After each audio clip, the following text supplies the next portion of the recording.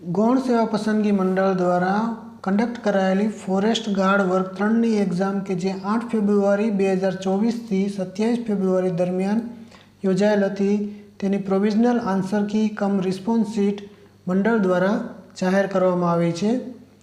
વેબસાઇટની link આ મુજબ છે। પ્રોવિઝનલ આન્સર કી સામે વાંધા સૂચન કરવા અંગેની સ્ટેપ બાય સ્ટેપ ગાઈડલાઇનની સૂચનાઓ નીચે મુજબ છે। આ પ્રસિદ્ધ કરાયેલા આન્સર કીના જવાબ સામે ઉમેદવારને વાંધો હોય તો ઓનલાઈન વાંધા સૂચન તારીખ 7 માર્ચથી 17 માર્ચ સુધી કરી શકશે। પ્રસિદ્ધ કરાયેલા આન્સર કીના જવાબ સામે ઉમેદવારને વાંધો હોય તો વાંધા સૂચન ઓનલાઈન કરવા ફરજિયાત છે। અન્ય કોઈ માધ્યમ દ્વારા રજૂ કરાયેલ વાંધા સૂચનો ધ્યાને લેવામાં આવશે નહીં।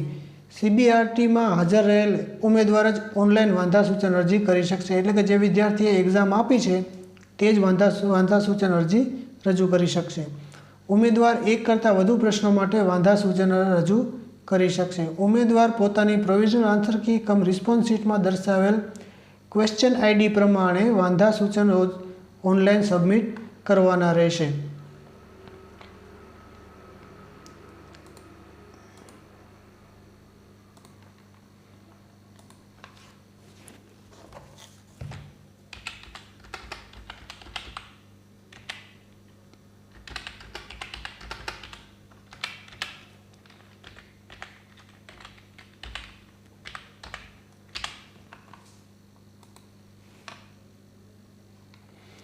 લોગિન કરશો એટલે તમને એક પોપઅપ મેનુ આવશે જેને તમારે ક્લોઝ કરવાનું છે। ક્લોઝ કર્યા પછી અહીંયા કેન્ડિડેટની પર્સનલ ડિટેલ આવશે, જેમ કે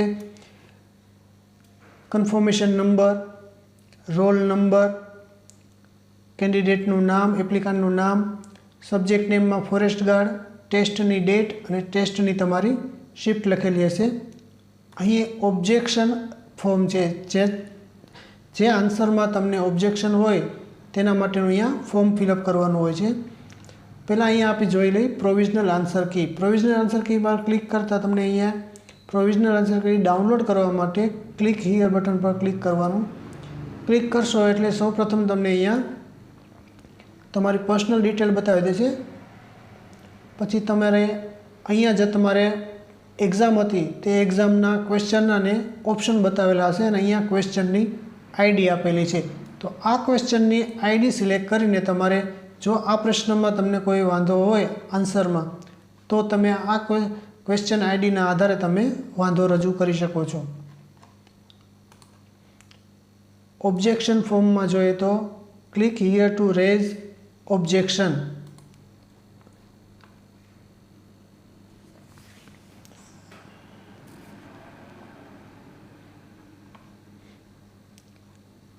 પહેલાં એપ્લિકાન્ટનું નામ આવશે, પછી સબ્જેક્ટમાં ફોરેસ્ટ ગાર્ડ આવશે, એક્ઝામની ડેટ તમારી આવી જશે, શિફ્ટ તમારી કઈ હતી આવી જશે।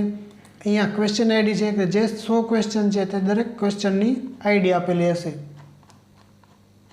આ ક્વેશ્ચન આઈડીમાં તમારે સિલેક્ટ કરવાની છે। સપોઝ કે અહીંયા પહેલો આ ક્વેશ્ચન છે એ આઈડી સિલેક્ટ કરી અને આ ક્વેશ્ચન માટે તમારે કયો ઓબ્જેક્શન લાગુ પડે છે કે પ્રશ્ન ભૂલ ભરેલો છે, અભ્યાસક્રમ બહારનો છે, બધા વિકલ્પો ખોટા છે, એક કરતાં વધુ જવાબ સાચા છે કે આન્સર કી ખોટી છે।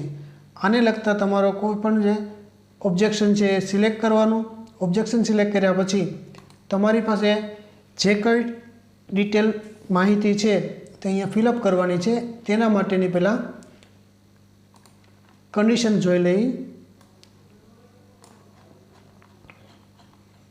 કે તમારી રજૂઆતના સંદર્ભમાં તમારા પુરાવા તરીકે પુસ્તકનું નામ, પૃષ્ઠ નંબર એટલે કે પેજ નંબર, પાના નંબર, લેખકનું નામ, પ્રકાશકનું નામ, સરનામું, પ્રકાશનનું વર્ષ દાખલ કરો। ત્યારબાદ 400 KBની મર્યાદામાં વંચાય તેવી સ્પષ્ટ PDF, JPEG કે JPG ફાઇલ આધાર પુરાવા તરીકે અપલોડ કરો અને છેલ્લે સબમિટ કરવું। ઉમેદવાર વધુમાં વધુ 3 ડોક્યુમેન્ટ આધાર પુરાવા તરીકે અપલોડ કરી શકશે।